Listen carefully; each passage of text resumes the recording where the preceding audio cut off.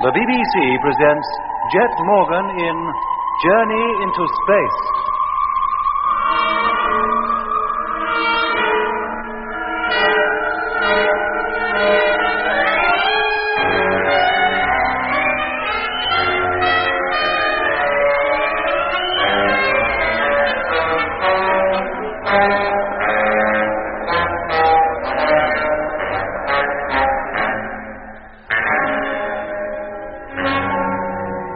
The mysterious spherical ship, which we'd pursued across the Argier Desert, had, although we were unaware of it for 2 days, landed on the uppermost terrace of the pyramid-shaped city lying in the wide Martian Canal. One of the crew, McLean, who we believed had been carried to the city in the mysterious ship, was now back with us, but in a deep, hypnotic sleep. When the spherical craft took off again, Jet, Lemmy, and I followed in the land trucks in the direction it had taken. We believed that, besides the rest of McLean's crew, this strange craft also contained Mitch, our engineer. But we were wrong. At that time, Mitch was, or imagined he was, back on Earth, in Australia, being cared for by a sheep farmer and his wife, who believed the engineer to be suffering from sunstroke. Now, calm down. You're not well. Aren't I? Or maybe I'm not. Or maybe you're not. Neither you or that dingo hunter I met up with last night. It's a conspiracy. It's a plot to send me mad. Lie down on that bed. I won't lie down. Not until I get to the bottom of this. I said lie down. And I said I won't lie down. Martha, hand me that rifle. Oh, no, John, be careful. I said give it to me now. You keep your distance. Not before you tell me what's going on. What are you doing up here on Mars? What are you... That's where I am, isn't it? I warn you. Well, what are you doing with a black beetle for a dog? A dog that whistles like a bird. Keep away. Well, what kind of sheep do you have that sound like a lot of hooting owls? For the last time, stay where you are. And another thing, No, John, don't! Now, get back on that bed. Next time, I won't shoot over your head. Do you hear me? All right, then. I'll go back. You're a sick man. We're trying to help you. Yeah, I'm sick. I'm going to lock you in here. What for? Because I can't trust you. How do I know that the minute my back is turned, you won't try to attack me again, me or my wife? I won't. I promise you. I'll make sure you won't. I'll call up the doctor again, see if he can get over today. Very well. Maybe he'll bring the flying ambulance and take you to his place where you can be properly looked after. Martha and I have enough to do without having a raving lunatic on our hands as well. Anything you say. I won't give you any more trouble. Well, I'll leave the tray here. If you want anything more to eat or drink, you can help yourself. Thanks. I shall leave you now. Don't try to break out. Remember, I'll have this gun with me from now on. All right, Martha, we'll call up the doctor again. Yes, John. What's going on? What's happening to me? I'm going crazy, that's it. There never was any space fleet. I never even left the Earth. I'm as crazy as a goose. Stark raving mad.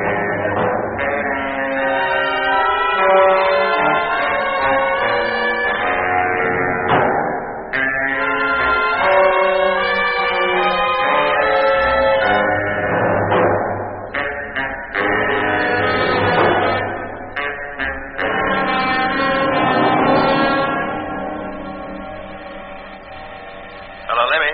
Yes, Jet. We're going to halt. Bring your truck up alongside mine, will you? Yes, mate. And tell Doc to come out into your cabin. I want him to take a look at what lies ahead. Why, have you seen something? Yes, Lemmy, I have. Hello, Doc. Yes, Lemmy? Come on into the driving cabin, will you?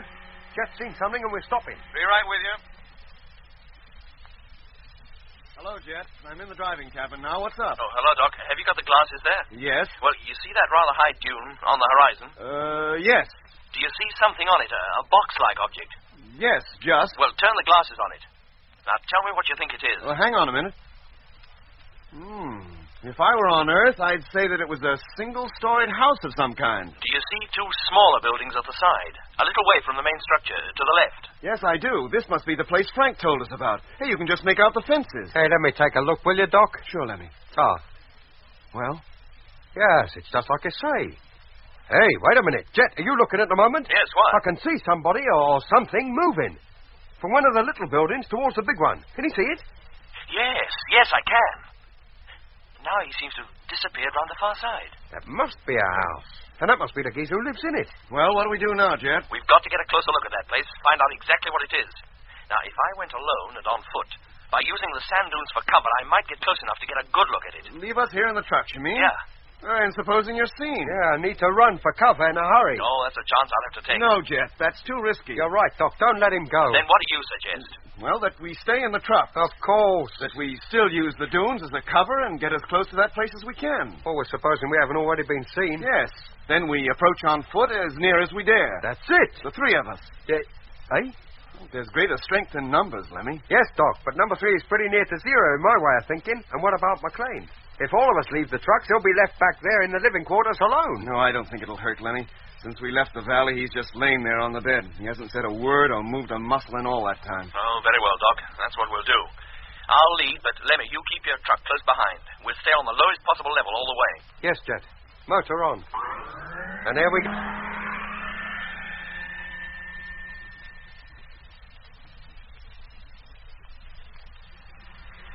All right, Lemmy. Hold it there. Motor off.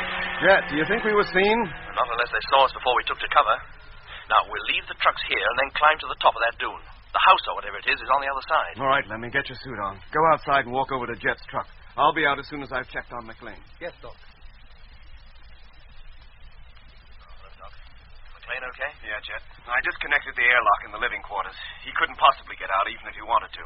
And we can only get in through the driving cabin now. Hey, where's Lemmy? Oh, isn't he still inside? No, Jet. I sent him out first and told him to come over here and wait. But he... Oh, there he is, coming from behind the cargo truck. What on earth is he carrying? Hey, Lemmy. Come in, Jet. What have you got there? 3 of the biggest monkey wrenches I could find. What for, Lemmy? To protect ourselves with, that's what for. Who knows what we're going to meet on the other side of that sand dune? Oh, well, maybe it'll be a good idea to carry something. Take one, Doc. Okay, Jet. Now, come on. Let's get up the top. Hold it. All right, Doc. Lemmy, now, you wait here. I'll go right to the top and look over the edge. If it's okay, you can follow me. You bet. And you be careful, mate. Don't you let nobody see you. Oh, I will. Don't you worry. I don't like this, Doc. If anybody should appear between us and those trucks right now, how would we get back? Oh, that's pretty unlikely, Lemmy. Hello, Doc. Yeah, Jet. I'm at the top now and looking over the edge, directly down on that house or whatever it is. Well? Those pens are full of peculiar animals. Like we ain't got enough trouble. How peculiar? But there's no other sign of life. Can we come up, Jet? Well, do you think it's wise? 3 of us are more likely to be detected than one. But if there's no sign of life up there anyhow, what difference does it make? Oh, well, come on then, but keep your heads down. All right, up you go, Lemmy. Yes, Doc. Blimey. What are they? I've never seen anything like that in a zoo. They look rather like anteaters. Yeah, see how they poke their long snouts into the ground. They're probably rooting for food. So there is animal life on Mars. And what animals? Enough to drive a bloke on the wagon for the rest of his life. Hey, Doc, do you think they're dangerous? Heaven knows, Lemmy. Hold it. Stay still. Don't move. Huh? There's somebody at the other side of the large building. Oh. What does he look like? If it is a he. I don't know. I caught only a glimpse of him. I think he'll appear in a minute round the far corner. Hadn't we better duck down out of sight? No. If we stay still, he might not notice us. There he is. Good grief. He's just a normal person. Human, like us. And that's a gun he's carrying. Oh, blimey. Now, what use is a monkey wrench going to be against that? It sounds like he's got a dog with him. And here it comes. A dog, did I say? It looks more like an overgrown beetle. Hey, that dog. It's got 6 legs. Land sakes, it has, too. Oh, no. And, hey, look, that man's turning in our direction. He's bound to see us. Can he? I don't know, Lemmy. Don't move. Maybe he won't. What's he doing now? Looks as though somebody called him.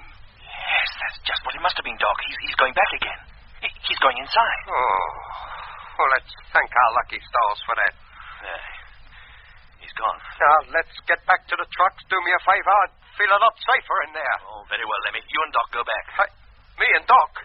Well, what about you? I'm going down there to introduce myself, as you might say. Down there? On your own? It's the only thing to do. We'll never find out anything sitting up here and just watching from a distance. No, Jeff, not alone. If you're going, I'm coming with you. Yes, mate, me and all. If that bloke down there is unfriendly, he's not likely to take on the 3 of us. Lemmy's right, Jeff. It's safer to stick together. Oh, very well, Doc, but leave the monkey wrenches here. Hey? The surest way to receive a friendly welcome is to look friendly. And a 2-foot wrench looks anything but. Now, let's go.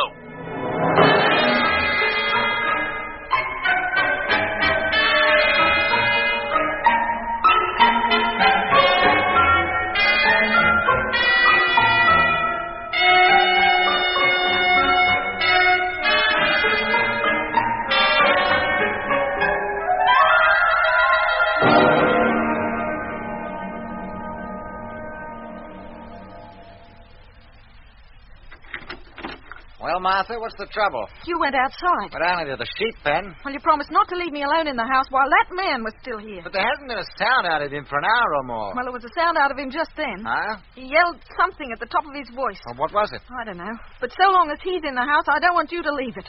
Supposing he should suddenly try to break out of that room. He can't. The door's locked. But he could break it down. He'd have to be pretty strong to do that. Madmen have the strength of 10 men. I tell you, Martha, he's only delirious. He's been out in the sun too long. I think there's more to it than that. Just to talk to him makes me feel all peculiar. As though I was talking to somebody from another world. Ah, you're imagining things again. Maybe I am. But the sooner the doctor gets here, the happier I'll be. Meanwhile, I'll thank you to stay inside. Oh, very well, Martha, if you say so. Which sort of house did I keep the front door? Wait, listen. Must be the other side, Lemmy. Well, what is it? I thought I heard voices. Voices? Yes, strange-sounding voices. As though they were coming from a great distance. Didn't you hear them? No, I didn't. Well, there's a window, Doc. There they go again. Surely you heard that. No, Martha, I didn't hear anything. Somebody said something about a window. It must be the stranger talking in his sleep. No, John, it was more than one voice. Then why didn't I hear them? Now, look, Martha, you must try to relax. You're getting all worked up over nothing. Now, why don't you make yourself a nice cup of tea? Well, look, can you see anything? No, Jet. There are curtains blocking the view. Jet! Somebody said Jet. Jet? What? Jet? Well, let's keep going, Doc. Maybe around the corner we'll find a door. And Doc! Another voice said something to somebody called Doc. Now, look, Martha, if this is a joke, it's gone far enough. It's not a joke. Don't you remember? Jet and Doc are two of the names that fellow in the next room was raving about. Jet, Doc, and one other name I can't remember. I think you'd better lie down, Martha. Do you think I'm delirious, too? That I've got a touch of the sun? Look, as soon as the doctor gets here, I'll tell him he's got to take the stranger away with him. I tell you, I heard someone talking. Then why didn't I? I don't know why you didn't. If it I is- only know I did, John. Now, look, if it'll make you feel any better, I'll go outside and see if I can see anybody. No, John, don't leave me. Well, then, pull yourself together. Next thing you'll be saying... Who's that? Somebody at the door. Quiet, boy. Quiet! Must be the flying doctor. Then why didn't we hear him land? Because we were too busy talking about your stupid voices. But he's never knocked before. He's always walked straight in. That's true. I better go and see who it is. No, John. Well, now, why not? There's no sense in sitting here and letting him knock the door down, whoever he is. John, don't go. I'm scared. Well, I'll take the rifle with No, me. John, please don't leave me. Let me come with you.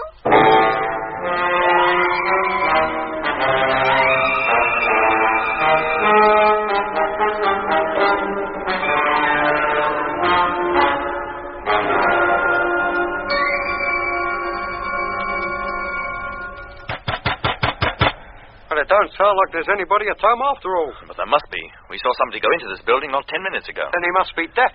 What should we do, Doc? Go in? Give it one more try, Jet. Hey, not too hard, mate. The state that door's in, you'll knock it off its hinges. It certainly could do with a little repair. Yeah, the whole place seems to be pretty dilapidated. Oh, open the door, Jet, and let's go in. I don't think anybody intends to answer our knocks. Okay, Doc.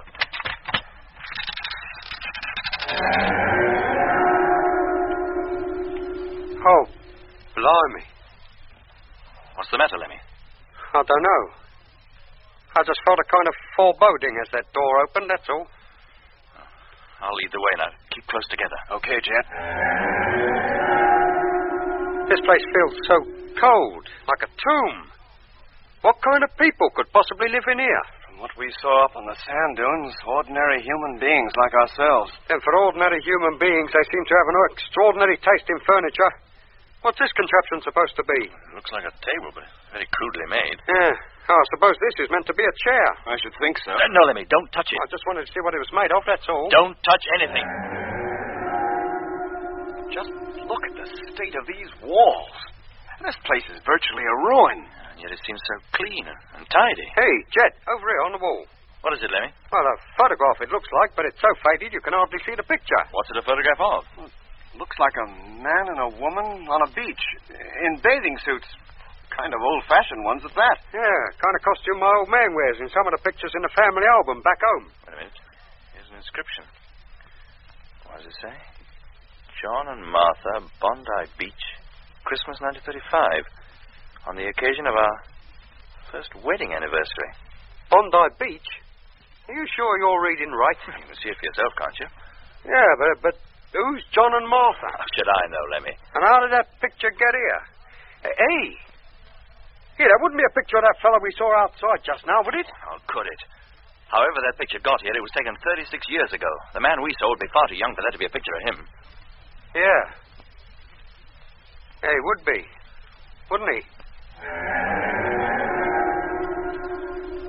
Well, it certainly don't look as though there's anybody at home. Here. Let's go back to the truck. No, Lemmy. This is only one room. There must be others.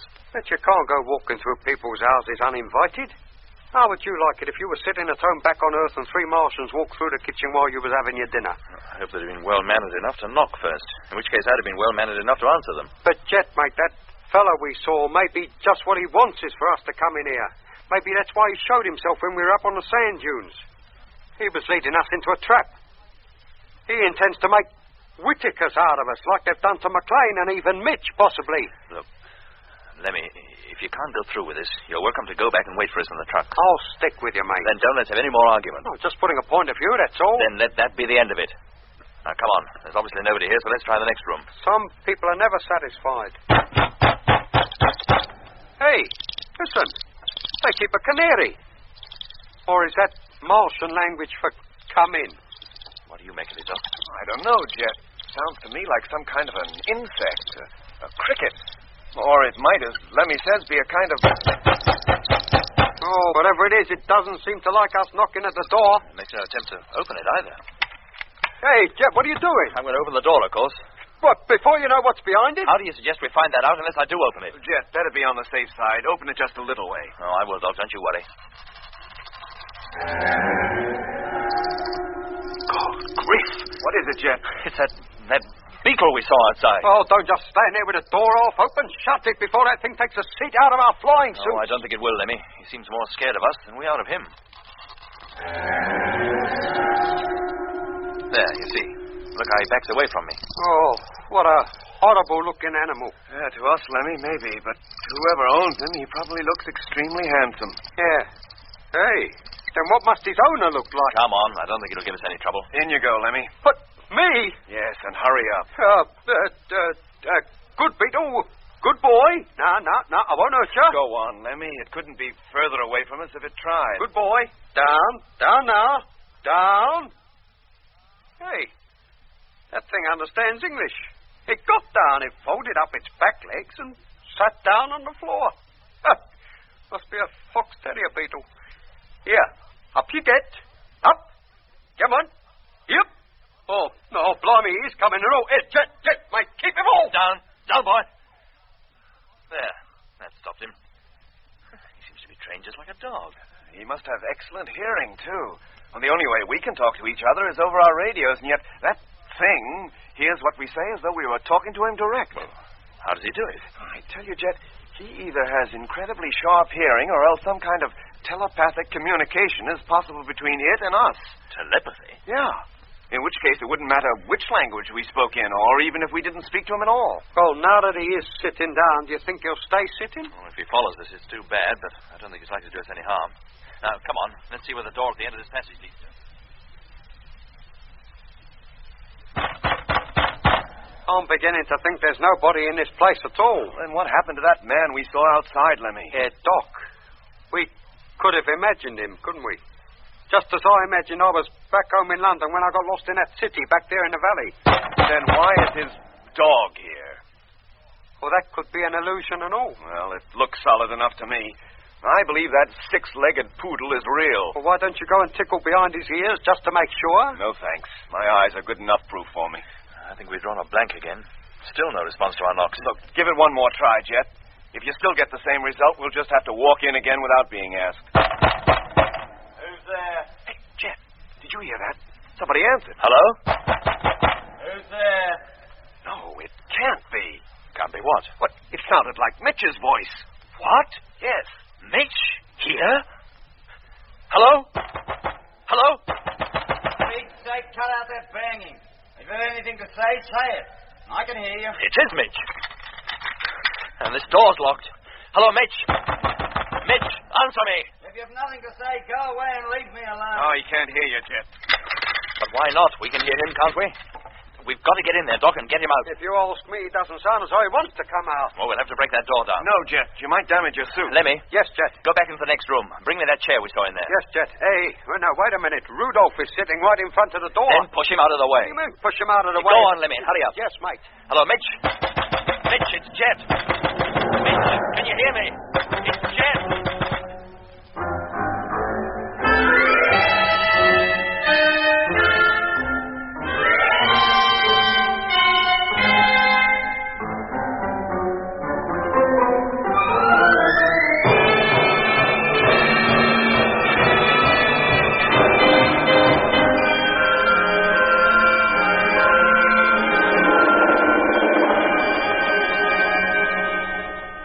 Here, old Jet. The chair. Thanks, Lemmy. Now stand back. And you, Doc. Take it easy, Jet. Go on, mate. Couple more blows should do it. That's it. It's too dark to see anything. Lemmy, get over that window. Draw the curtain. Yes, Jet. Look, it looks like a bed over there in that corner, though. Yeah, and somebody lying on it, too. Come on, Doc. Sorry, Jet. What happened, Lemmy? I just gave the curtain a tug and the old lot come down. The condition this place is in, I'm not surprised. Well, at least we can see now. Mitch! For heaven's sakes, Jet, I think it's too late. What do you mean? Oh, look at him. No helmet, no suit. And he doesn't even seem to recognize us. Mitch, don't you know us? You took your time getting here, didn't you? Took our time. We didn't even know you Did were... you bring the ambulance with you? Ambulance? Well, you must have done. Why else would you have two other fellas with you? But don't you know who we are, Mitch? How should I? Now, come on. If we're going, let's go, and I won't be sorry. That sheep farmer and his wife are scared of me. I think a little sunstroke has driven me crazy. Sheep farmer? Mitch, what are you talking about? The couple that took me in. They're certainly sheep they have in the pens outside, aren't they? Mitch, they're not sheep. I don't know why I scared them so much, Doc. No good enough to me. Made up this bed with nice, clean sheets. Sheets, did he say? That bed's nothing but a heap of furs made up on the floor. Yeah, Jet. Furs from those peculiar animals in the pens outside. Oh, why don't you sit down and make yourself at home? I need a couple of minutes to get dressed anyway. And where do we sit? There are chairs enough, aren't there? 2 armchairs by the fire and a sofa in the window. Armchairs? I've been wondering what they were supposed to be. I could make better furniture myself out of an old orange box. Lemmy. Yes, Mitch, we will sit down. Thank you. Over here by the window, though, it's rather warm in here. Hey, Come on, Lemmy. And you, Jet. What on earth has happened to him, Doc? Whatever has happened to him, he thinks he's on a sheep farm somewhere, and that this room is a part of a completely furnished farmhouse. He must be crackers. No, Lemmy. Just changed. Changed to what? I don't know. Hey, Doc. He's not another Whittaker, is he? Well, Lemmy, whatever he is, he sees things quite differently from what they are. Goodness knows where he thinks he is, or who we are supposed to be. Why did he think we might have brought an ambulance with us? Because he believes he's sick and we've come to take him away. Look, so long as he thinks that, that's what we'll do. We'll take him back to the truck with us. At least we'll have him back again, and then... Hey, what's that? Oh, that beetle, it's outside. What's worrying the dog? Dog. He thinks it's a dog. What's he kicking up that row for? Have you got somebody else out there? No, Mitch, boy. It's only us. Well, something's worrying him. Oh, blimey, I know what... Here, look out there. That ship we've been following, it's just landed outside. Doc, it has, too. And not 100 yards from the house. Doc! Doc! Who's that calling me? Stay where you are. Don't go into the house. It's the man we saw from up on the dunes. And there's a woman with him. And it's not you he's calling, Doc. He's running towards that ship like the devil was after him. What was that? Did you say a plane just landed? Yes, Mitch. But didn't you just land? No, we came here in the trucks. Trucks? What trucks? The land trucks, of course, of the land fleet. The farmer told me you'd be flying here. But how could he, Mitch? That farmer, as you call him, couldn't even know we were coming. Who are you? Aren't you the flying doctor? You might call me that. From Alice Springs? Where? Alice Springs? Look, Mitch, put your clothes on. Come on.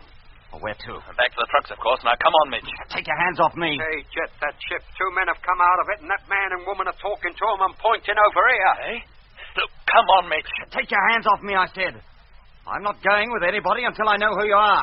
We told you, Mitch. We're Jet, Lemmy, and Doc of the Mars Space Fleet. You're one of our crew.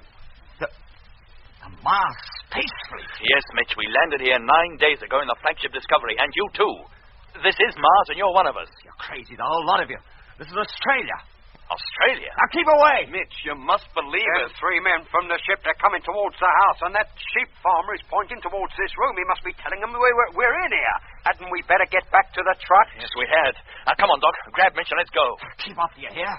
Keep off or I'll hit you with this chair. Mitch, will you listen to me? No, Jet, keep away. You'll damage your helmet. Keep off, do you hear? We're nearly here, Doc. Let's get while the going's good. Mitch, we're your friends. We want to help you. Come a step nearer and I'll let you have it. Jet, look out! Oh, Jet! Oh, blimey, that's torn it. His helmet's bust wide open.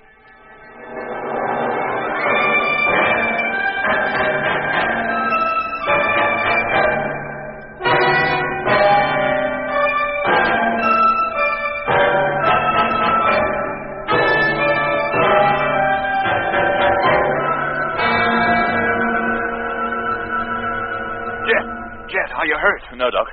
What about Mitch? Stop him! He's beat it. And if you ask me, he looked pretty scared. Now, shall I go after him? No, Lemmy. Jet, look. Increase your oxygen supply. Turn it on full. I've done that already, Doc. Can you find some way to block this hole? Hurry up. Lemmy, that curtain. Bring it over here, quick. Right. What are you going to do? Stuff that hole with it. It'll stop the leak enough for you to get back to the truck anyway. Here you are, Doc. Thanks. Now, Jet, bend your head forward. That's it.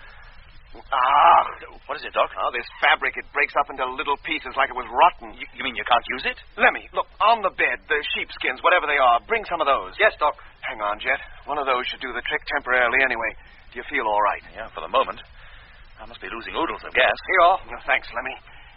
That's more like it. There. Thanks, Doc. Right. Now you look like the Sheik of Araby. Let's get out of here, quick. Where? Along the room, along the end of the passage. Hey, wait a minute. There's somebody coming. It's the geezer what owns that beetle. And the men from out of the ship. The window. We can get out of there. Yeah, come on. Hey, there's somebody out there, too. We're trapped. Right. We'll have to fight our way out. And risk all our helmets being punctured? So what else can we do? Stay where you are. Oh, well, it's pretty obvious what else we can do. Nothing. They're here.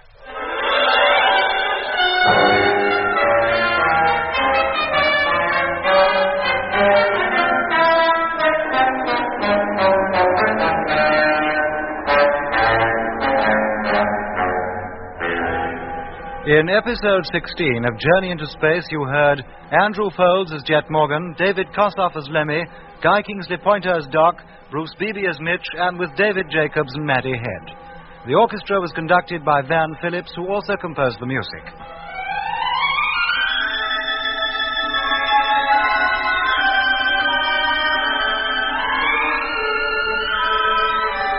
Journey into Space is written by Charles Chilton and produced by him in the London studios of the BBC.